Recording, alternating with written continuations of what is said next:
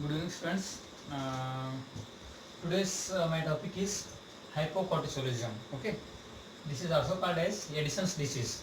Okay, previous class में हमने hypercortisolism देखा था. So that is called as Cushing syndrome. Okay, that is called as Cushing syndrome. उसको Cushing syndrome बोलते हैं. अगर कम सिक्रेशन हो रहा है तो Addison's disease बोलते हैं. Okay, Addison's and Cushing syndromes are both each are opposite disorders. हाइपरकॉर्टिसोलिज्म में एक्सेसिव सिक्रेशंस होता है adrenal hormones glucocorticoids mineralocorticoids and hypocortisolism में कम सिक्रेशंस होता है. इसको हमने एडिशंस डिसीज बोलते हैं. हाइपोएड्रेनोकॉर्टिसोलिज्म भी बोलते हैं इसको. That is also called as hypoadrenocortisolism. Okay, then what is the definition of hypocortisolism? Hypocortisolism is a condition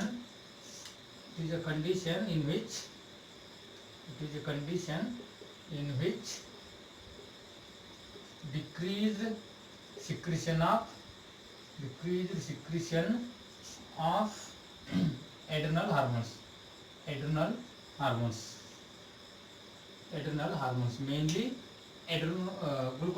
mainly glucocorticoids.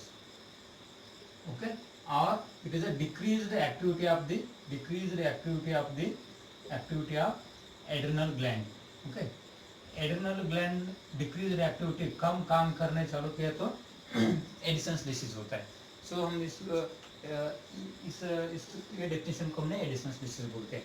Then what are the causes of Addison's disease? क्या कॉजेस होगा? causes of Addison's disease mainly there are two types in Addison's disease. So these are also called as causes भी बोल सकते हैं. Primary Addison's disease, primary Addison's disease and the second is secondary Addison's disease. Okay, primary Addison's disease means okay the decrease activity of the adrenal gland due to the defect of the adrenal gland. Adrenal gland में problem है तो primary Addison's disease बोलते हैं. Okay, primary Cushing syndrome, secondary Cushing syndrome देखा था हमने. Primary Cushing syndrome में defect in the adrenal gland. ऐसे same primary Addison disease, it is a defect in the adrenal gland और defect in the secretion of the adrenal hormones. That is called as primary Addison disease. Secondary Addison disease, it is a defect in the other defects in the related structure. Okay, उसका related structure में defect है. Okay, adrenal gland ठीक है पर एसीटीएस कम release हो रहा है तो, नहीं तो हाइपोथैलेमस काम नहीं कर रहा है तो ओके, इसकी वजह से एसीटीएस का लेवल, एड्रेनल हार्मोन्स का लेवल कम रिलीज होता है. उसको हमने क्या बोलते हैं? सेकेंडरी एडिशंस डिसीज बोलते हैं. Secondary Addison's disease, primary Addison's disease, these are the causes of Addison's disease. Okay, definition and classification primary Addison's disease and secondary Addison's disease. Okay, वो causes में भी बोल सकते हैं. Primary and secondary, these are also causes of Addison's disease. Then other factors, these are contributing to the hypocortisolism. और कौन सा factor हो सकते हैं उसको कम सिक्रेशन होने में? So these contributing factors are unknown factors. Okay, idiopathic cause is unknown, idiopathic है. क्यों कम करता है वो किसी को मालूम, कभी कभी हम फाइंड आउट कर नहीं सकते हैं. इडियोपैथिकली हो सकता है. ओके, सो इसका अलावा भी auto immunity. Okay, auto immunity मतलब body's immune system is attacking on the body's organs. Okay, kidney में, नेफ्रॉन्स में, किडनी में ज़्यादा से ज़्यादा ऑटो इम्यूनिटी ज़्यादा होने के चांसेस होता है. अगर किडनी में हो गए तो ऑटोमेटिकली एड्रेनल ग्लैंड को भी इफेक्ट हो सकता है. ऑटो इम्यूनिटी से भी हाइपोकॉर्टिसोलिज्म हो सकता है. इडियोपैथिक काज है. हाइपरकॉर्टिसोलिज्म में हम दोनों एड्रेनल ग्लैंड को रिमूव किया तो तब क्या होता है? पूरा cortisolism hormone means adrenal hormones release पूरा बंद हो जाता है. So that is also one of the causes. Bilateral adrenolectomy. This is also one of the causes for hypocortisolism. Okay, bilateral adrenoleuctomy means जो किडनी है, किडनी के ऊपर adrenal gland दोनों रिमूव कर दिया तो बायलैटरल एड्रेनोलेक्टोमी बोलते हैं. सो किडनी के ऊपर इस तरह से जो दोनों हमने निकाला तो ये एड्रेनल ग्लैंड से हार्मोन बंद होता है. So that is a bilateral adrenal gland. It is a physician induced additional disease भी बोलते हैं. ओके, फिजिशियन इंड्यूस्ड, क्योंकि हाइपर रहता है पहला, हाइपर की वजह से लिए हमने सर्जरी करके रिमूव करते हैं, इसलिए पूरा बंद हो जाता है. Okay, next haemorrhagic infarction. Haemorrhagic infarction, haemorrhagic infarction means hemorrhagic infraction. Okay, hemorrhagic infraction means the lack of blood supply to the adrenal glands and kidney. Kidney को ब्लड सप्लाई कम हो गया, किडनी को कम हो गया तो ऑटोमेटिकली एड्रेनल ग्लैंड को भी कम होता है. whatever, either kidney or either adrenal gland. Okay, infraction means it is a lack of blood supply. blood supply नहीं हो रहा adrenal gland को, that causes the atrophy of the gland. gland atrophy होता है, functionless होता है, काम करना बंद करता है. ब्लड सप्लाई नहीं होता, nutrition, oxygen, okay, essential material नहीं मिलता है. So that is also causes in haemorrhagic infarction होता है. Okay, so other endocrine disorder, other endocrine disorder में भी हो सकता है. Other endocrine disorder, okay, for example pituitary gland. Pituitary gland से pituitary gland release the adrenocorticotropic hormone. Pituitary gland cancer से, pituitary gland infarction है, पिट्यूटरी ग्लैंड डैमेज है, तभी भी ये hyposecretions of the adrenal gland हो सकते हैं. Okay, other endocrine gland disorders. Okay, major diseases like the major disease, body का मेजर डिसीज, वो कंडीशन में भी उस टाइम सर्टन पीरियड में काम कम करते हैं. फॉर एग्जांपल एड्स में, थर्ड स्टेज ऑफ एड्स में, ट्यूबरकुलोसिस में. ठीक है, tuberculosis, AIDS are, these are the major diseases which causes the multi-organ, okay, multi-organ dysfunction. multi-organ को functionless करते हैं. उसमें किडनी भी इन्वॉल्व हो सकते हैं, एड्रेनल ग्लैंड भी इन्वॉल्व हो सकते हैं, because of these are highly, okay, virulence bacteria and viruses. AIDS bacteria, AIDS viruses are the highly virulence रहते हैं. बॉडी सब सिस्टम में इफेक्ट करने चालू करते हैं. टीबी भी सेम है, highly virulence bacteria.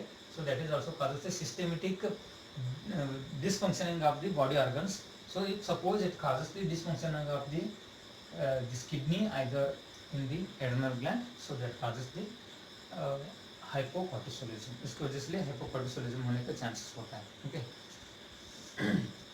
Next, other than this, infiltration of the adrenal gland with cancer.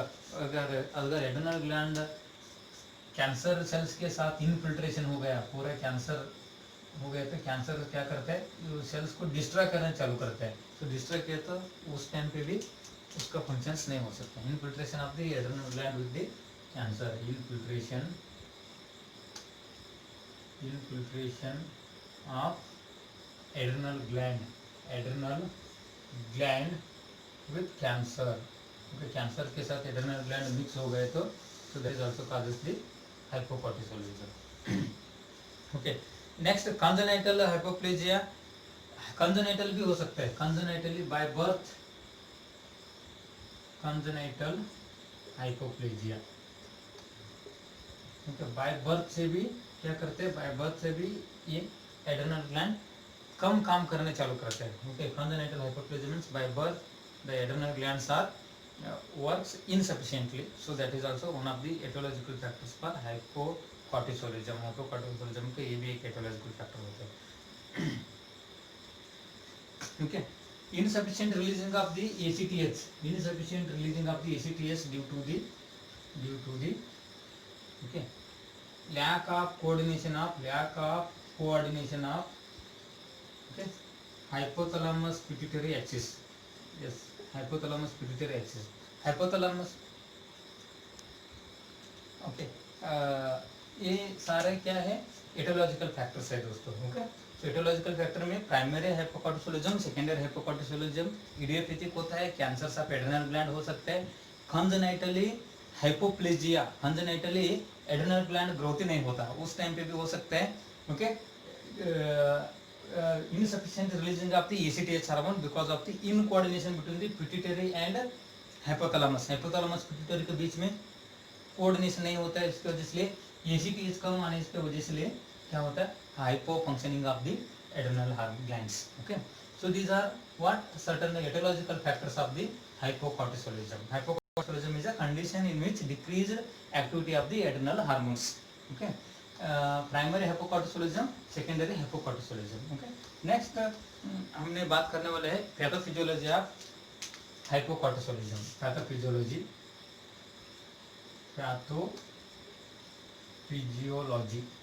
Okay, so pathophysiology of hypercortisolism में देखा. हाइपरकॉर्टिसोलिज्म में क्या होता है, excessive release of the adrenal hormone that causes the increased level of the glucocorticoids level, increased level glucocorticoids level that due to the increased level of glucocorticoids that increase the absorption of water and sodium.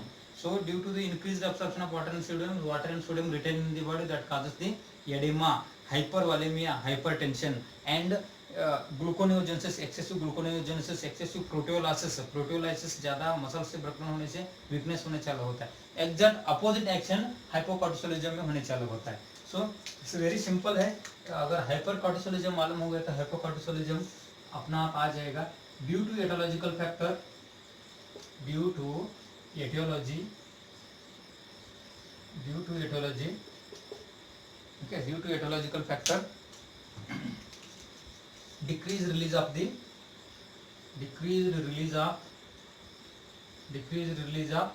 okay, glucocorticoids and mineralocorticoids. Okay, means decreased release of the adrenal hormones. In simply decreased release of adrenal hormones. ठीक है, so decreased release of adrenal hormones decrease हो गए तो क्या होता है, okay, that causes the deprives the body's so that causes the decrease secretions of the mineralocorticoids and glucocorticoids. इसकी वजह से decreased body's ability to retain, okay, इसकी वजह से decreased body's ability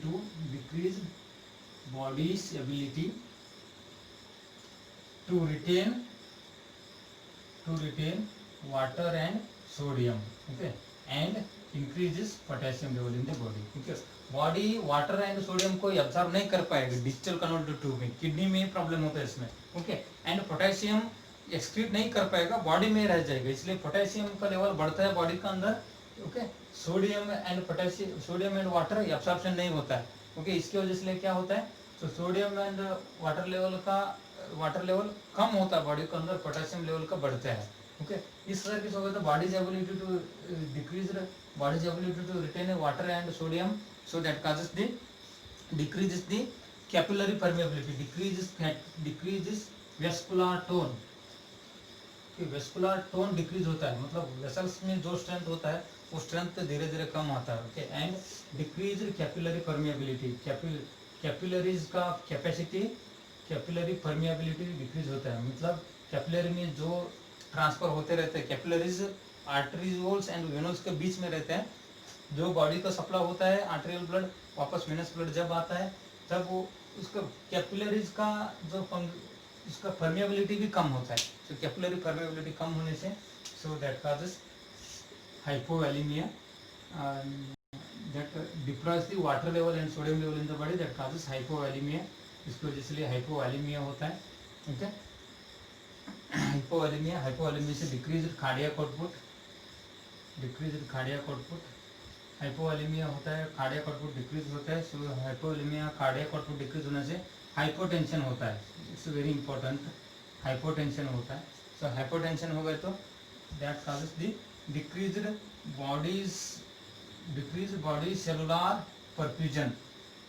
body cells को ठीक से ऑक्सीजन एंड न्यूट्रिशंस नहीं मिलते, सेलुलर हाइपोपरफ्यूजन होने चालू होता है. बॉडी सेल्स का हाइपोपरफ्यूजन स्टार्ट होता है, बॉडी सेल्स को ठीक से कुछ न्यूट्रिशन ऑक्सीजन मिलता नहीं, हाइपोपरफ्यूजन चालू हो गया. हाइपोपरफ्यूजन हो गए तो so decrease body cellular hypoperfusion, that causes the decreased renal hypoperfusion. Kidney का भी हाइपोपरफ्यूजन होता है साथ साथ में. Okay, decreased renal hypoperfusion, decreased renal perfusion, renal perfusion decrease होता है. सो डिक्रीज रीनल परफ्यूजन से क्या होता है, किडनी हाइपो फंक्शनिंग करना चालू होता है. फिर हाइपोपरफ्यूजन, फिर decrease cerebrovascular system sales perfusion, okay, मतलब ब्रेन सेल्स का परफ्यूजन भी कम होने चालू होता है, so that causes the confusion, headache, okay, confusion होता है, हेडेक होता है, हाइपरटेंशन होता है, इस तरीके से सिम्टम्स दिखने स्टार्ट होता है। सो ये कंडीशन को हमने हाइपोकॉर्टिसोलिज्म बोलते हैं। This is the pathophysiological condition of the hypocortisolism, okay, due to the etiological factor, okay, decreased releasing of the due to the etiological factor decreased releasing of the adrenocorticoid hormones, okay, so decreased releasing of the adrenocorticoid hormones that causes the decreased retain of water and sodium in the body. So decreased retain of water and sodium that causes the that loses the capillary permeability and vascular tone को capillary permeability को कम करता है, so that's may causes the hypotension, hypovolemia and decreased cardiac output causes hypovolemia causes decreased perfusion of the cells in the body, so that causes hypoperfusion of the kidney, hypoperfusion of the brain cells. These are main vital organs, so that may lead to the confusion, headache, certain symptoms are appear due to the pathophysiological condition से इस तरीके से दिक्कत होने चालू होगी, okay.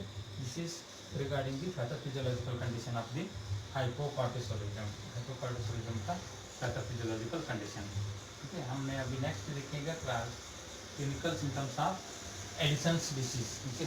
ये hypocortisolism को हम कौन सा नाम से ज़्यादा समझते, एडिसन्स डिसीज बुलाते हैं। हाइपरकॉर्टिसोलिज्म का कसिंग सिंड्रोम बोलते हैं। एग्जाम में कसिंग सिंड्रोम करके पूछते हैं, एडिसन्स डिसीज करके पूछते हैं, ओके। एडिसन्स मतलब हाइपो, कसिंग मतलब हाइपर, ओके।